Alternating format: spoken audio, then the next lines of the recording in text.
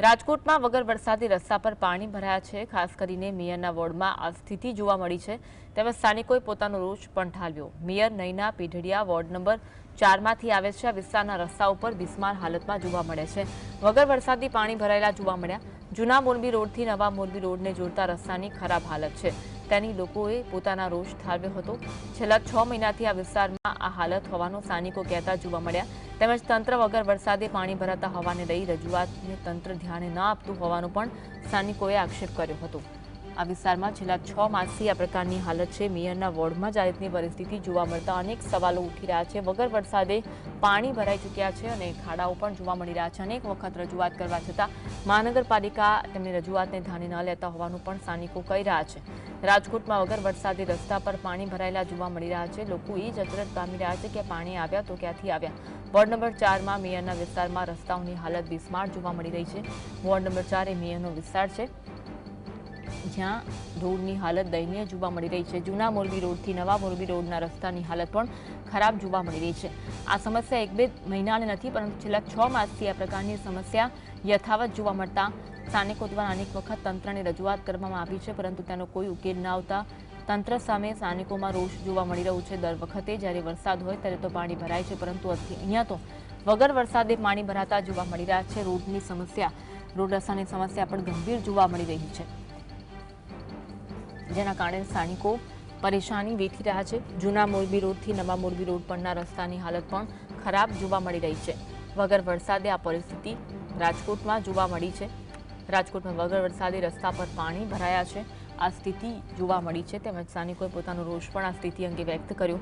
Mayor Nayana પીઢડિયા ward number 4માંથી આવે છે અને આ વિસ્તારમાં રસ્તાઓ બિસ્માર હાલતમાં છે। વગર વરસાદે પાણી ભરાયેલા જોવા મળ્યા। જૂના મોરબી રોડથી નવા મોરબી રોડને જોડતા રસ્તાની હાલત પણ દયનીય હાલત અને ખરાબ હાલત જોવા મળી। તેની સામે લોકોએ પોતાનો રોષ ઠાલવ્યો। છેલ્લા 6 મહિનાથી આ વિસ્તારમાં આ હાલત હોવાનું સ્થાનિકો કહેતા જોવા મળ્યા છે। તેમજ તંત્ર વગર વરસાદે પાણી ભરાતા હોવાને લઈને રજૂઆતને તંત્ર ધ્યાન ન આપતું હોવાનું પણ સ્થાનિકો દ્વારા આક્ષેપ કરવામાં આવી રહ્યો છે।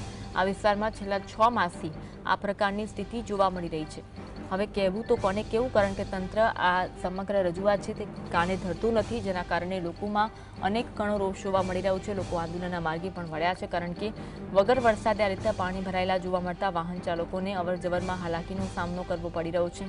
રાહદારીઓને પણ અવરજવરમાં હાલાકીનો સામનો કરવો પડી રહ્યો છે અને મેયરના વોર્ડમાં જ આ રીતની પરિસ્થિતિ જોવા મળી રહી હોય ત્યારે બીજા બધા વોર્ડની તો શું હાલત હશે તે વિચારવું પણ અઘરું છે, કારણ કે આ વોર્ડ છે તે મેયરનો વોર્ડ છે અને ત્યાં જ આ રીતની ગંભીર પરિસ્થિતિ રોડ રસ્તાની જોવા મળી રહી છે। રાજકોટમાં વગર વરસાદી રસ્તા પર પાણી ભરાયેલા જોવા મળ્યા છે અને ખાસ કરી મેયરના વોર્ડમાં આ સ્થિતિ જોવા મળી રહી છે।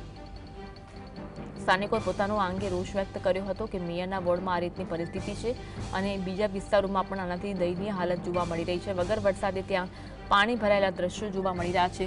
મેયર નયના પીઢડિયા વોર્ડ નંબર 4માંથી આવે છે, આ તેમનો વોર્ડ છે, પરંતુ ત્યાં આ રીતની ગંભીર પરિસ્થિતિ જોવા મળી રહી છે।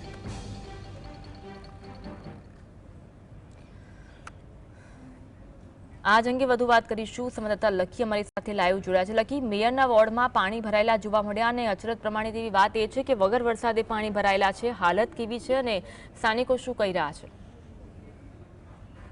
આપને જણાવી દો કે આ વિસ્તાર છે તે જૂના મોરબી રોડથી નવા મોરબી રોડને જોડતો આ વિસ્તાર છે। ગિરિરાજ પાર્ટી પ્લોટની પાછળની સાઈડ ત્યાં હજારો લોકો છે કે પોતે વસવાટ કરે છે। આ જે શિવમ પાર્ક નામની સોસાયટી છે તેનો જે બહારનો ભાગ છે ત્યાં કિચકાણ છે તે જોવા મળ્યો હતો। રાજકોટમાં વરસાદ જે નહિવત પ્રમાણમાં પડ્યો છે, પરંતુ જે છતાં વરસાદ વગર પણ ત્યાં ક્યાંક ને ક્યાંક ખાડાઓ છે તે રસ્તાઓ જાણે પાણીમાં જે સ્વિમિંગ પુલની જેવી પરિસ્થિતિ છે તે રાજકોટના રસ્તાઓ ઉપર સર્જાય છે। આજે જૂના મોરબી રોડનો જે વિસ્તાર છે કે ત્યાં જે વિસ્તાર છે તે વોર્ડ નંબર 4માં આવે છે ને તે વોર્ડ નંબર 4ના કોર્પોરેટર તરીકે નયનાબેન પીઢડિયા જે રાજકોટના પ્રથમ નાગરિક એટલે કે મેયર છે, છતાં પણ આ પ્રકારની જે રસ્તાઓની હાલત છે તે જોવા મળી રહી છે। માત્ર જે તે નવાથી જૂના મોરબી રોડને જોડતો રસ્તો જ નહીં, પરંતુ જૂના મોરબી રોડ ઉપર જ આ જ પ્રકારની પરિસ્થિતિ છે તે જોવા મળી રહી છે।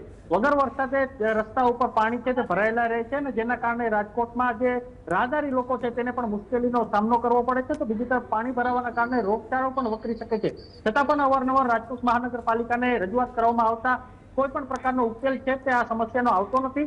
ક્યારે આ પાણી ઓસરશે તે પણ હવે લોકો રાહ જોઈ રહ્યા છે, કારણ કે વરસાદની ઋતુ છે. 2 દિવસ પહેલા વરસાદ પડ્યો હતો ને જેના કારણે આ જે વિસ્તારમાં પાણી ભરાવાની સમસ્યાઓ પણ જે સામે આવી છે. પરંતુ આ જે રસ્તામાં પાણી વરસાદ નથી છતાં પણ જે વરસાદના પાણી છે તે ભરાયેલા રહે છે, ત્યારે હવે તેનો શું ઉકેલ લાવશે મહાનગરપાલિકા તે પણ આવનારા સમયમાં ખ્યાલ આવશે. પરંતુ રાજકોટમાં હવે ક્યાંક ને ક્યાંક ખાડા રાજ છે રાજકોટ મહાનગરપાલિકાનું, તે જોવા મળી રહ્યું છે. જી, અન્ય કયા કયા વિસ્તારોમાં આ પરિસ્થિતિ જોવા મળી રહી છે લકી?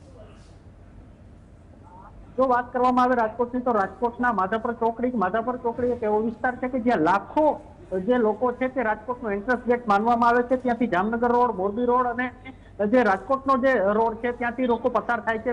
લાખો લોકો છે તે ત્યાંથી પરિવહન કરે છે. તે વિસ્તારમાં પણ જે ખાડા છે તે જોવા મળી રહ્યા છે. બીજી તરફ રાજકોટનો જે નવો 150 ફૂટ રિંગ રોડ છે કે ત્યાં પરસાણા ચોક છે, ત્યાં ગોપાલ ચોક છે કે જ્યાં વરસાદ આવતાની સાથે ડામર રોડ જ આખો ઉખડી જાય છે અને તણાઈ જાય છે, તેવી રાજકોટમાં પરિસ્થિતિ બની છે.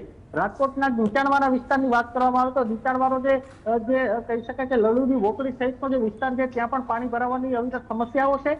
તો ખાડાની વાત કરવામાં આવે તો રાજકોટના ગ્રીનલાઇન ચોકડી, માધાપર ચોકડી, જે વગડ ચોકડી, ત્યારબાદ જે ગોપાલ ચોક, સાધુ Vaswani road, Raiya road, 150 foot ring road, 150 foot ring રોડની પેલે સાઈડ જે નવું રાજકોટ કહેવામાં આવે છે ત્યાંથી લોકો પસાર નથી થઈ શકતા. વચ્ચેનો જે 10 કિલોમીટરનો રોડ છે ત્યાં પુષ્કળ પ્રમાણમાં ગોઠણરૂપ પાણી છે તે ભરાતા હોય છે અને ત્યાંથી પરિવહન કરવું પણ મુશ્કેલ પડતું હોય છે.